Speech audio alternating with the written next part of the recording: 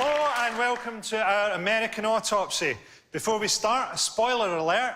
If you haven't seen the result of the election yet, turn away now and ask your closest relative to shoot you in the back of the head.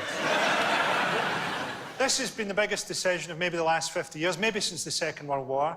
I don't know about you, but any time I hear that there's a big decision to be taken, I often think to myself, oh, I hope no Americans are involved in taking that decision.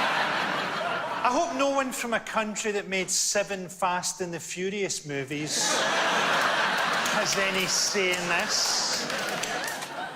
Donald Trump sort of looks like someone playing a president in a porno. It's not just that he's the worst person for the job, he might be the worst mammal. Would you have bothered with the hair if you had his face? If your face looked like a novelty jug that was made in a secure unit pottery class. People were saying, oh, he can't build a wall between America and Mexico. The Mexicans have started building it themselves. Trump alienated the Republican base. There were Republican politicians who didn't vote for him. Those are some of the worst people in the world. How can you lose them? There are people who didn't vote for Trump who would have voted for Magneto. They said a lot of mad, racist and sexist stuff that would have got you fired from any other job. Just imagine, you get called in by your HR and they go, sorry, Larry, you've said a lot of mad, racist and sexist stuff. You can't stock timber anymore. The only job you're now qualified for is President of the United States of America.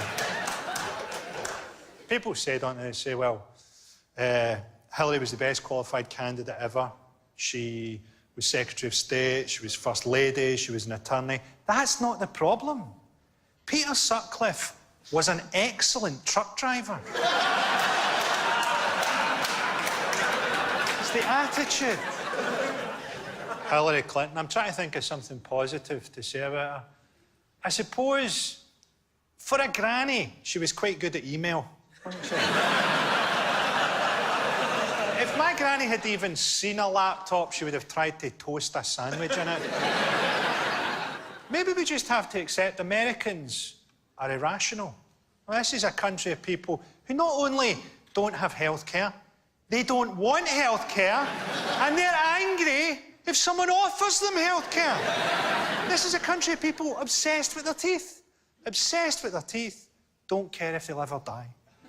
And say what you like about British people, we don't judge anybody by their teeth, unless they're a child refugee fleeing a war zone.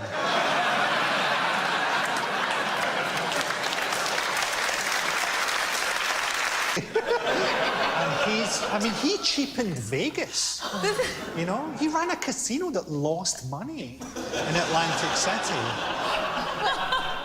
Well, I can actually show you the truth behind why Trump won. Have a look at this revealing clip streamed live on the Christian website America Stands, in which the hosts explain how they influenced the vote. 7:30 at night, we went on the air, but we have a prayer room here. Yeah. We had people all across the United States joining with our prayer room here in Dallas in prayer, and look what happened. This was the moment when the whole race broke, when prayer began, the church came out, and then we see a 30-point swing here, a 30-point swing here, and now we see the swing to 95% chance of winning Trump, 5% chance of winning Clinton. It's phenomenal. This is the proof positive of what the Lord did. The Lord did this.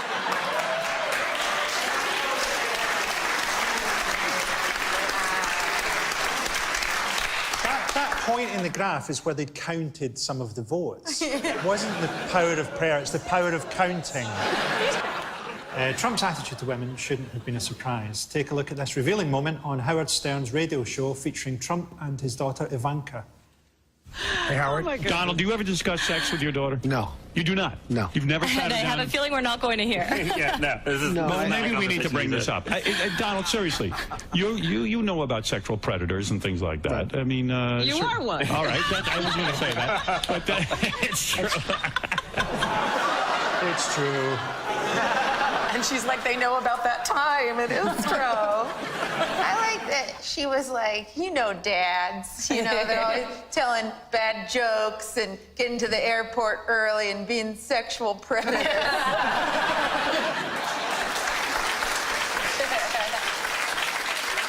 The US media and entertainment sector accounts for a third of the world's media production. The US military have been known to intervene in the making of Hollywood films. A spokesman from the US Department of Defense has said, "Our desire is that the military are portrayed as good people trying to do the right thing in the right way," which is helpful, as I can never remember which is the right way to bomb an Afghan hospital.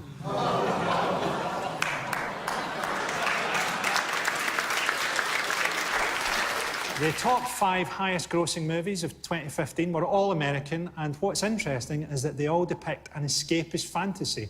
Star Wars, Jurassic World, Avengers, Inside Out, and the one where Vin Diesel plays a straight guy. Here to argue the case for the American entertainment industry, please welcome presenter, producer, film enthusiast and bon viveur, Richard Osman.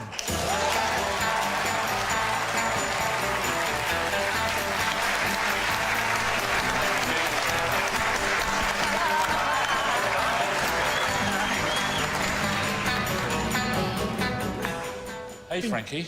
Hey, Rich. You enjoyed the election? You know what? It's an amazing election. It tells us an awful lot of things, but it was an extraordinary election in so many ways. Is this the end point of American propaganda? We're sold these images of billionaires, of wealth being good, of false stories about their exceptionalism throughout the election. Has that contributed to this scenario, to having Trump? No, I don't think so. I think, you know, Hollywood's always done that. You just said, you know, the top 5 movies were escapist movies. They always are. You know, that's what you want from movies, what you want from politicians. People, by and large, most people are not happy with their lot at any given time. And if you're not happy with your lot, you want to escape, whether that's through a movie or through a president. But I don't think the two things correlate. There's the side of it that's the ideology, that's we're Americans, we're exceptional. I think the particular type of American exceptionalism is we're allowed to use force. That's the message you see in a lot of their entertainment. But there's also distraction. So what you're saying is, well, there's all this distraction, so it's okay. Michael Jackson had a lot of brilliant funfair rides and petting zoos and stuff in the grounds of Neverland. Yeah, full that stop. That was the distraction. Full stop, yeah. But there was something else more sinister going on.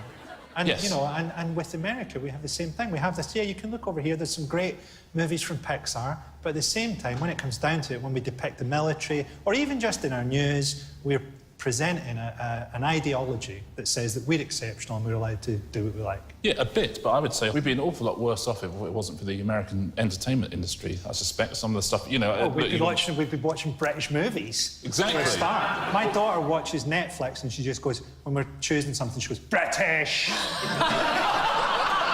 Oh, sorry, British. It's true, though. It would just be Danny Dyer films. There is genuinely... Look, the American entertainment industry gives us movies, TV, the best TV in the world, the best video games in the world.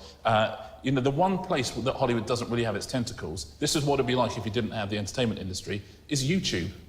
You know, the world would just be YouTubers. That would be your only entertainment if you burned the American entertainment industry to the ground. Is that what you want, you monster? Cheerfully accept the term monster. Well, let's have a look at a prime example of Hollywood propaganda. Here's some crass patriotism in a scene from Olympus Has Fallen, when the president addresses the nation after a failed invasion of America. Our foe did not come only to destroy our things or our people. They came to desecrate a way of life, to foul our beliefs, trample our freedom. And in this, not only did they fail, they granted us the greatest gift. A chance at our rebirth. May God bless you. And may God bless the United States of America.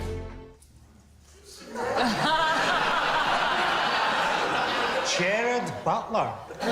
People there. All I can say is that if Americans feel they're best represented by the bloated face of a Scottish sex addict, welcome to the show. Richard, that's the sort of thing I'm talking about. When it comes down to political messages, you end up having this very exceptional idea of America that's punted at us. How do you want them to end that film? That film is North Korea attacking the United States. But you want them to end with, do you know what? They sort of had a point. Didn't they, the North Koreans? Actually, it's a fair point. How else are you going to end that film? No one thinks that's real. Well, they could have not made a film where North Korea invaded America. But All the President's Men, there's a good movie. That's not propaganda, is it? It's left-wing propaganda, if anything. There's so much more left-wing propaganda in movies than right-wing propaganda from the United States. There are a lot of important films, like 12 Years a Slave and 13th was really important and great to watch now. And I think it takes you a few years to understand that America saving the world when you're a child isn't really the way that the world works, but you figure it out before you're of age to vote. I think you figure it out because fortunately you didn't grow up there with like all being inundated with all of that, you know. Like you think Canada has its own TV and film? I think Hollywood, by and large, the movie industry, is a genuine force for good. I think it's a force for social good. I think it has soft power and shows things to Americans before they're quite ready for them. Honestly, I think it does an amazing job. The news media is extraordinarily awful in the States, and we're very lucky over here to have a better one. I agree. American news is rife with propaganda. They have almost no sense of history. So, like, you'll see them going, there was a car bomb in Baghdad today, and they then analyse it and say, why do Iraqis hate cars so much? Yeah.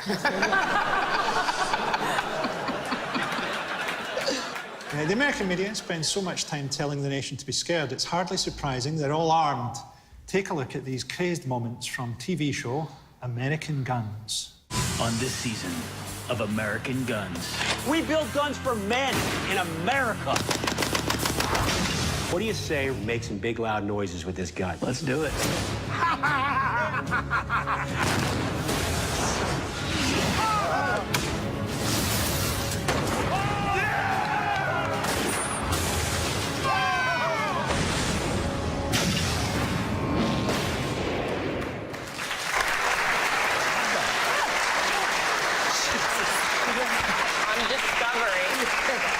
It actually sort of looks less offensive than the original Top Gear. With respect, that looks amazing. It does, doesn't it? They stick a gun under the front of a car at one point and shoot stuff with a car. Oh yeah.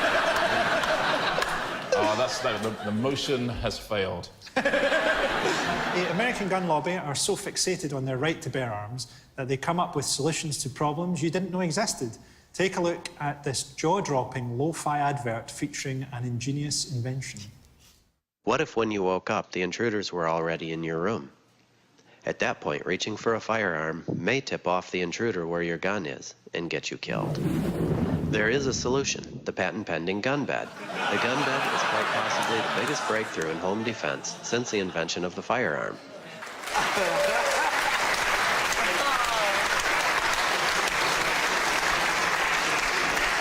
I actually would quite like my fear of intruders being replaced with the fear of a loaded shotgun dropping onto my head. It's so cool they got Vladimir Putin to be in the advert. That's so satisfying. Like, which of us hasn't been in bed with someone we wanted to immediately shoot in the face? Like, that's so... You wouldn't be able to get the distance, but, like, so many times you're just like, no, mistakes were made. You know? It'd be good if they could do that, but with tubes of Pringles. Snack time. You could have both and just, like, you're not getting any Pringles, too. The intruder sits there as you eat them one by one. But before I go, I want to leave you with this. You've got to look on the bright side. As I dropped my child off at school today, I said, be positive. If everything kicks off, that's your blood type.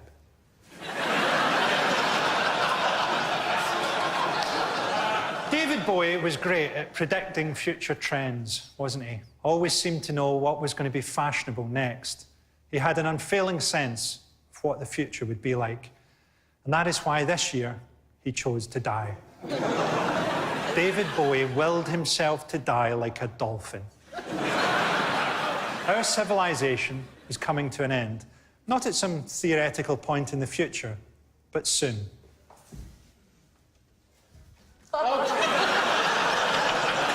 We have just under 4 months left.